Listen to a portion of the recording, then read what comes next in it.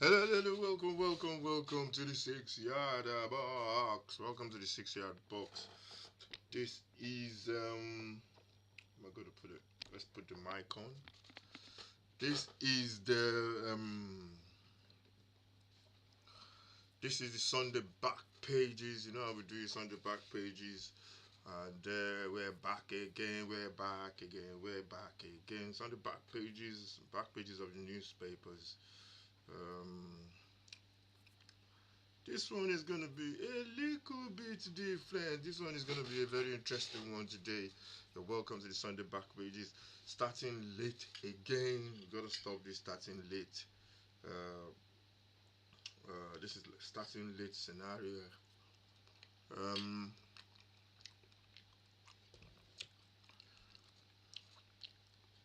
I think I'm gonna find another headphones or um, I gotta find another, what do you call it?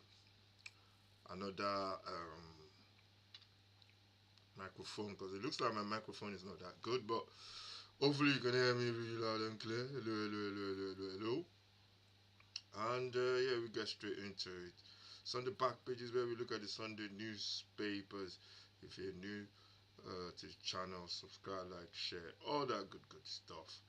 And let's get cracker lacking, innit?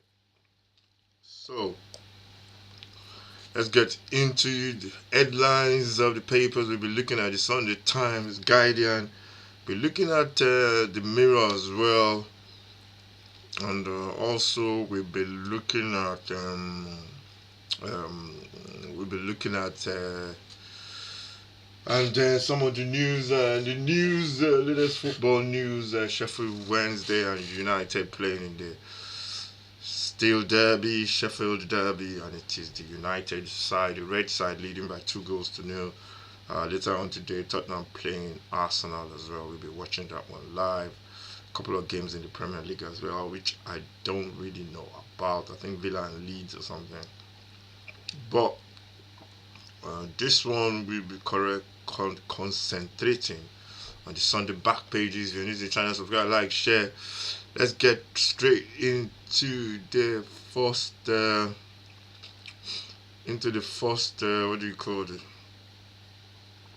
Into the first story for today. This one comes from the Sunday Times.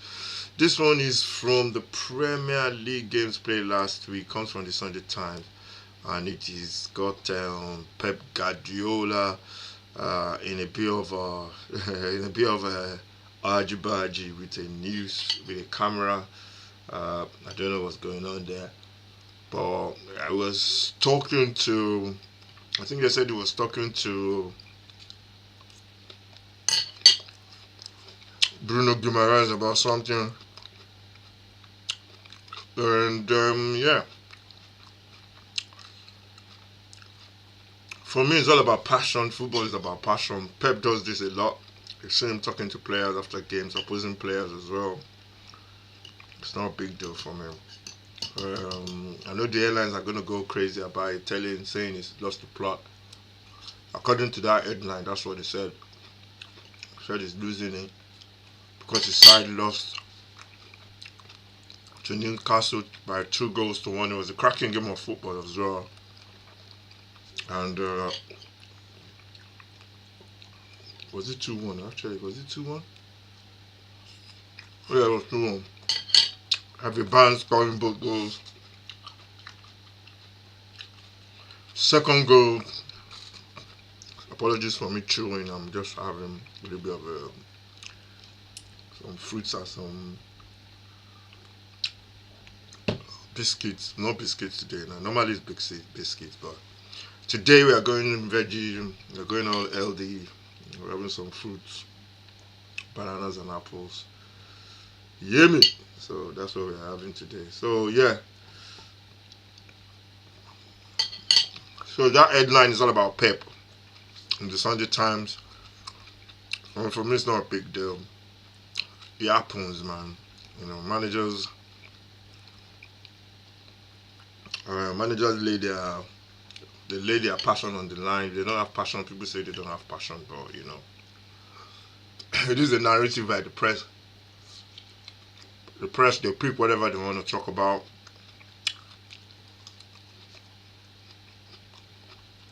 and they turn it into a headline. So I think that's what's gonna happen with this one. You're gonna see it all over your news this weekend, throughout the week. That's what they're talking about.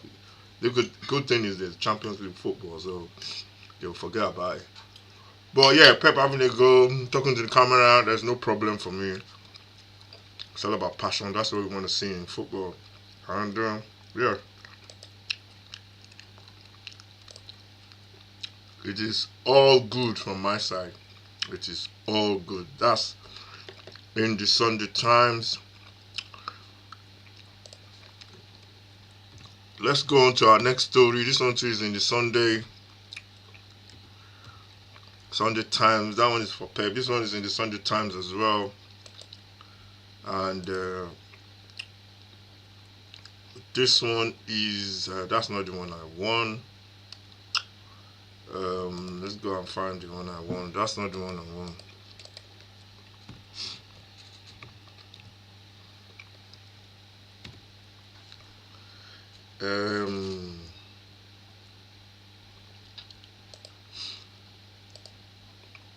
This one is all about Liverpool and their struggles, and this one is very, very interesting, to say the least, as Liverpool are struggling. And in the Sunday Times, Van Dijk is coming out and saying that they are basically in a mess, basically, and he was talking about like physically, mentally, everything about Liverpool. This campaign is all a mess, and and Ancelotti is struggling to sort it out and try and find out what the problem is. And fans are I saw some newspapers and fans having a go, and I watch news of midweek on Sky, on Talk Sport, where people are saying, yeah, he's got to have to get the best out of the team. This is a really, really bad Liverpool side, that the manager has to do a lot better, and that the manager has to, some fans are even saying the manager has to go. And it's funny how people think sometimes, because if you look at Liverpool last year, nobody expected Liverpool to win the league. They came out from nowhere. The manager came in, they didn't really sign any players, and they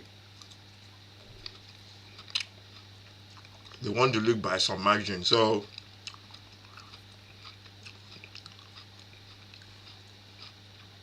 and that was beyond everybody's expectations in terms of where Liverpool want to be. And people were always saying, Liverpool are playing really well. No, they won the league. That's fantastic. Blah blah blah. Fast forward this season, they bought a lot of new players. They spend a lot of money. The manager can't get it to work. All of a sudden, he's a bad manager. Some people are saying he should go. And that's how you look at fans, fans and some pundits. I know pundits sometimes, they go on newspapers and on what do you call it, on radio or TV or whatever, just to say something, and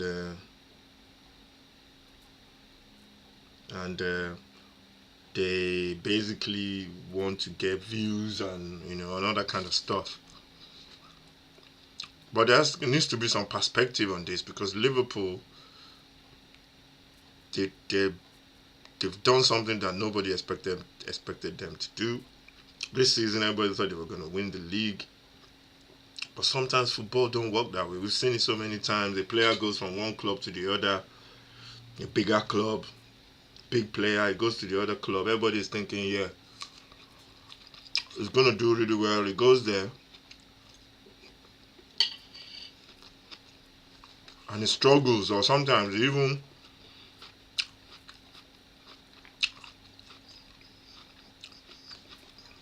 excuse me, sometimes the player might need to leave the club to go and play somewhere else, and you don't what do you call it? You don't sometimes you don't expect things to work out every single time the way you expect it to. It happens in life as well. And whatever is going on at Liverpool, nobody can really put their finger on it. I've seen them play so many times and they look the same Liverpool, but obviously they're conceding goals. They are not controlling games the way they used to. Gravenberch in midfield and McAllister seems not to be able to control games anymore. People are talking about the system, and maybe it's just one of those seasons whereby Liverpool are going to find a way to find a winning formula. Maybe it's just one of those seasons whereby you know everything that worked last season is not working anymore, and the manager needs to dig deep and find a solution. But for people to come out and say, yeah, you should go, you should leave, it's just absolutely, it's a joke. It's a joke. So yeah, but this fans, I watch a lot of football and I listen to fans sometimes, and I listen to pundits. Some pundits, you look at them, they don't even have a clue what they're talking about. I mean, come on, I like Talk Sport and I listen to Talk Sport. There's some pundits on Talk Sport. At most of them, some of them are average players, or you see them having a go at managers saying, "Yeah, the manager doesn't know what he's doing. He should, he spent a lot of money." Da, da, da, da. Yeah, you spend a lot of money, but spending money don't mean it's gonna lead to success immediately. Sometimes you just have to fine tune the team and get your starting 11 right. Build relationships between the team. Find out your nice your first team. Find out the combinations, and sometimes you those combinations happen by accident. You put a player in and you say, let him play there because somebody else is missing, and all of a sudden everything clicks. And even some people were saying to drop Salah yesterday. I was listening to somewhere where some people were saying they should drop Salah, and I'm thinking, what the hell are you talking about? So Liverpool are just going through a phase. For me, that's the way I look at it. They're gonna get out of this rut eventually. That's what football is all about. Sometimes that's what sports is all about. Sometimes your expectations are not met because due to some certain situations, and you just have to work your way around and find a solution to it. And that's what Liverpool are going through. It was a big, massive. What do you call the game they lost yesterday against Forest? Forest actually deserved it, and they just have to find their way. But for people to be saying, fans to be saying, yeah, the manager's got to go, drop Salah, nah, that's completely, fans. You never listen to fans because fans are so reactionary, man. Fans, they. You see fans saying, yeah, why did you drop Salah? If they drop Salah now and they lose the next game, they go, oh, why did he drop Salah? So as a manager, you can't win. Just stick to what you're doing. That's giving you the success till now, and then hopefully that should work out, man. But for me, Liverpool are going through a bad spell. Every club goes through that kind of a spell, and I like Liverpool, although I don't support Liverpool. I support Tottenham, which they must have. I think I've had nightmares Tottenham playing Liverpool. Um, but yeah, I think they'll get out of it eventually, and they should be okay. They should be okay. So that's my take on that story from the Sunday Times. Now let's go to the next one, which is going to be the Sunday. It's gonna be the Sunday Mirror. Let's just bring that story up. If you're new to the channel, subscribe, like, share. This is the Sunday back pages where we look at all the Sunday newspapers, and yeah, let's see what's in the mirror. In the mirror. Um. The first story in the Mirror is a strange one. This one is all about what's his name? Matthias Cunha, Liverpool player. Sorry, United player Matthias Cunha. He's apparently he had a training. He was injured in training after coming back from an international break, and there was a mystery to the injury, which is going to make him miss this match on Monday against Everton. And sometimes that's what happens. That's what happens on this. What do you call it? On international breaks and when players come back. Sometimes we. It's all about getting the players in the right frame of mind. And obviously, Matthias Cunha is a big player for Manchester United.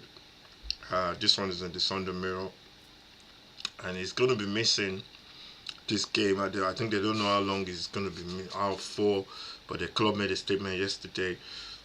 And yeah, it's strange. Sometimes it's strange. Players get a lot of injuries, which are sometimes unexpected. In training, they could be walking. They could walk into a tree or a door, whatever. And I just sometimes I touch on this story because it confuses some fans sometimes. Even me sometimes when Tottenham are playing and they got a match coming up and then they just one injury that you're thinking, how did that happen in training? And it's I guess it's just part of football that's been going on. It's been going on for years, and the players get injured, and you find out about all this kind of stuff um, in um, in the news, whereby the news breaks and you're thinking, how did he get injured? So yeah, it's really frustrating. Especially this player is one of their really good players. They need him. He's a very good player in the team. He's one of those players that makes the team really play well. It's going to be a big miss. Um, I'm just trying to get more on the story a little bit. If I can find a little bit more on the story, Matthias Cunha injury, and I call it Cunha involved in training ground accident as statement released by the club. Let's just see if we can read a little bit more on that in the Sun Mirror. This is Sunday back pages. Uh, make sure you subscribe to the channel. Sunday back pages every Sunday. And they said suffers injury in accident as 28 word statement released by Manchester United. He said Matthias Cunha has suffered an accident while training with Manchester United. Why do they call it an accident? It's an accident. If it's a training injury, it's a training injury. Why are they calling it an accident? Accident is when you walk on the road and get knocked down by a motorcycle. That's an accident. So if it's a training injury or if it's an accident, they should just say.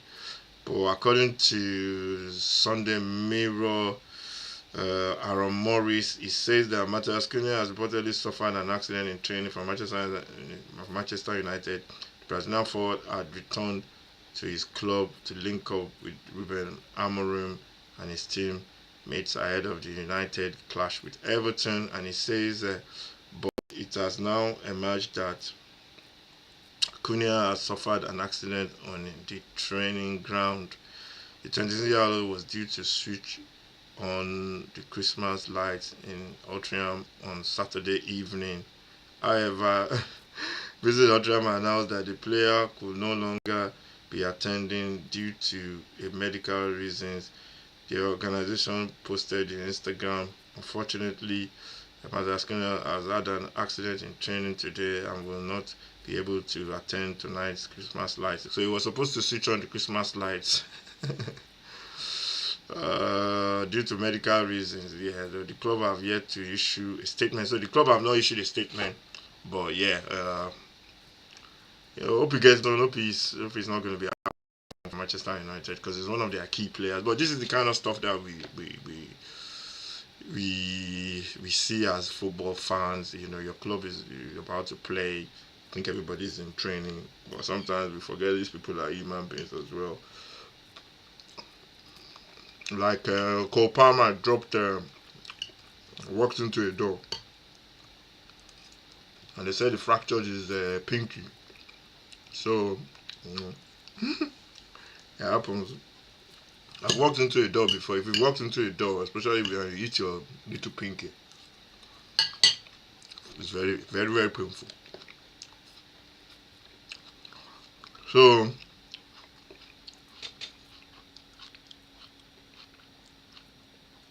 so that's a very big news now coming out of Manchester United. He's one of their best players, and they're gonna really miss him. He's going to, what do you call it? It's going to be a big miss for Manchester United. And yeah, we see what happens on that front. Let's go on to the next story in the. Let's go on to the next story in the Mirror as well. Next story in the Sunday Mirror. This is the Sunday back pages. It's a bit of a slow burner this morning because Sunday Mirror. Let's see the other story in the Sunday Mirror. Yeah, they've been speaking to, what's his name? I've been speaking to, no. They've been speaking to judging, what's his name?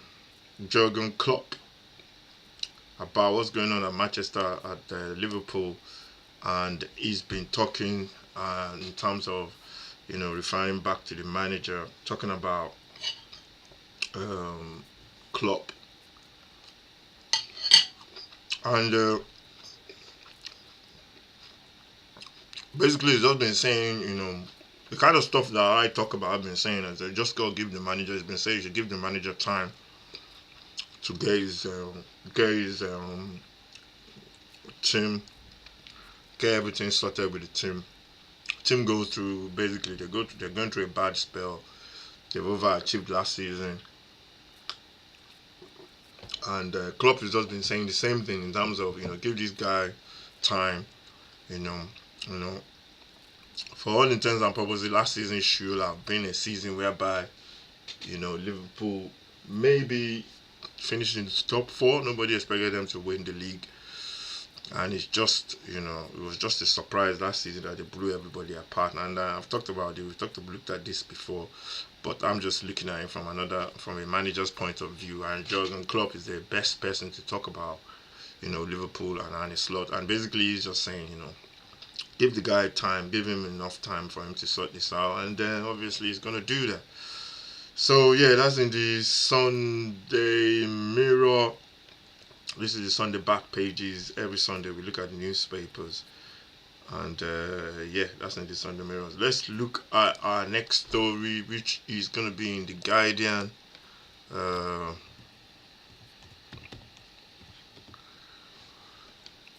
We're gonna be in the Sunday Guardian. Yeah, this one is the story for in terms of the this one is a story for looking ahead to the North London Derby, and this is a story to do with, if I can get it on the screen, this is a story to do with Tottenham's midfielder, Tottenham's ball-winning midfielder João Palhinha, and he's been talking about his career really, and how he made it to Tottenham after leaving Fulham to go to Bayern on for 42.5 million, I think it was, and then he's been saying that the reason why his trajectory is upward is because he works very, very hard, and in training and in whatever things he does, and yeah, he's one of I think according to the stats in the Premier League, he's got one of the highest most ball recovering midfielder, which is which is just perfect for Tottenham. as a Tottenham fan, I wish it was at Tottenham last season when we had Ange Postecoglou with the way we play offensive attacking football. Him just playing in behind, just playing in front of our back four.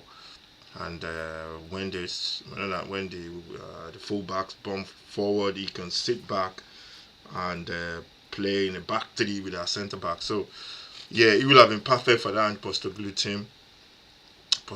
team. And he's been talking about looking forward to the North London derby over this weekend. It's going to be a very very good game, and he's been talking about his what he's been doing, and what he's been getting up to in terms of trying to be a top Premier League player. So let's just read a little bit more into that story. Let's just dive in a little bit more into that story because he's he's one of my let me say he's one of my favorite players at Tottenham. He gets a lot of he gets a lot of sometimes criticism from Tottenham fans, and they say, yeah, all he does is he can't pass the ball forward. All he does is just all he does is just win the ball back, and he doesn't do anything else. And I'm thinking, oh, okay, so that's what we want him to do, and that's what he's there for. And this idea that you can't play two defensive midfielders that stifles the way you play your football. No, man, it just depends on the kind of players they are, and I think he can get into the box, score a couple of goals this season. I believe that he can get into the box and get his goals. Leeds and Villa almost gonna kick. They're just about kicking off now. So I'm just gonna take that story about Palhinha. That's the one I'm going into now. Getting ready for the North London derby, and he's just been talking to Tottenham about, he's got an interview in the Guardian where he says he's where he's been saying, yeah, it says the Guardian said the Premier League ball recovery king wants to zoom out a little, even if the team does not deviate too far from his stock in trade. This is the thing. This is the thing with João Palhinha, whether in matches or in life. He's just been saying that that's what he does. He basically works hard, and he just wants to get better and improve as a player. He's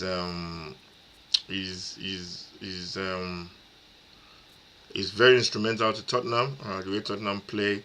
And I think for me, I don't think it matters if he plays away or home or whatever, or wherever. He's very instrumental to what Tottenham are trying to do, and he's a very good player for Tottenham. And he's going to be vital today as well in the North London derby, and he's gonna have to, pull out one of his best games. I remember the game he played there for Fulham at Arsenal a couple of seasons ago, where he scored in a 1-1 draw. He was the man of the match on that day. So yeah, I think he's a very good player, and I think he can play further forward as well, get into the box with Bentancur sitting. I think it's just a case of them working it out at home for Tottenham, because Tottenham have been struggling at home really, really badly. We need to improve the home form. Against Arsenal today, as a Tottenham fan, I'm not really expecting anything, to be honest, because we don't win there. Anything we get there is a plus, but I'm prepared, for a loss. But anything we get there, it's going to be difficult as well for them, I think, before they can break the team down, because we're going to be compact, and it's all about the transitions for Tottenham. If we can get those transitions right, we can really cause them a lot of problems. So yeah, that's the João Palhinha there, working out and getting ready for the North London derby. That's in the Sunday Guardian. Let's look at another story in the Sunday Guardian. This is the 6-yard box, and Let's look at another story in the Sunday Guardian. Let's see this one. Let me see this one. Is it this one? Du, du, du. Yeah, this one is quickly looking at the, what do you call it? This is looking at the Scottish League, where McGregor scored a late goal. Captain McGregor scored a late goal for Scottish for Celtic yesterday to close the gap on Hearts. To and this one was there's been a lot said about Rangers and Scotland and sorry Rangers and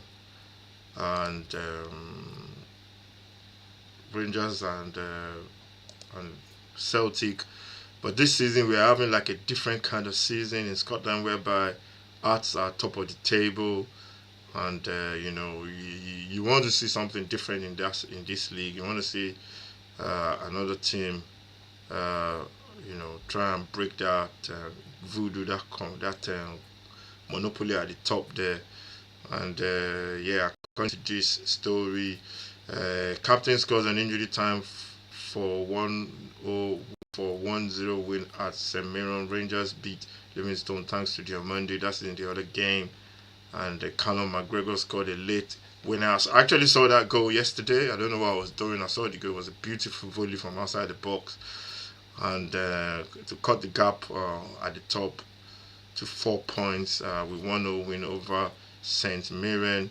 And yeah, that's it's good that league is getting a little bit more interesting because we won competition. Hearts is in there, Celtic is in there. This Celtic and Hearts this year. I think Rangers are a bit further. Maybe they're a bit further down. I'm not looking at the table, but this was a nice story in terms of just a nice story in terms of the late goal. I always like late goals, and they're the sweeter ones. And this one, if you saw it yesterday, I saw it. He caught that ball really, really well on the volley, and it just flew past the goalkeeper. And yeah, Callum McGregor with a cracking goal there for Celtic to give them that one goal victory over Livingston. So that is in the Guardian, and this one is going to be my final story. We're going to look at some of the other stories in the other newspapers, going like looking at the transfer side of things before we go like a wrap up. And this one is another story in the Guardian. It's to do with the Women's FA Cup. I like this kind of story when they. It's to do with. This one is to do with two sisters. It's to do with two mother and daughter playing for Ensford in the FA Cup. They are both, the story is like the mother plays for they both play for the team, and the mom has gone through so many teams, Charlton, some of the teams that she had trials with, and she had played for. Sorry, and then she plays with her daughter now, and sometimes her sister daughter as well. In some of the games, they both scored in one game together.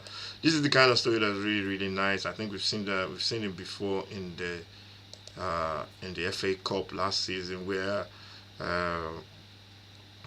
what's his name played, where what's his name? Can't remember his name now. Can't remember his name. Ashley Young played with his son.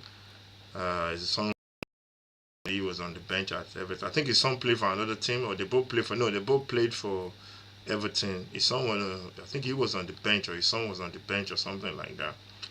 But we've seen these kind of stories before, which are very, very nice in terms of football, where the same family member play in the same team. Or this one is even more surreal because they both play in the same team, and the mom assists the daughter. So the story was like football is truly a family affair for Ensford Town's Azana Panel and fellow forward Remeya Oshborn.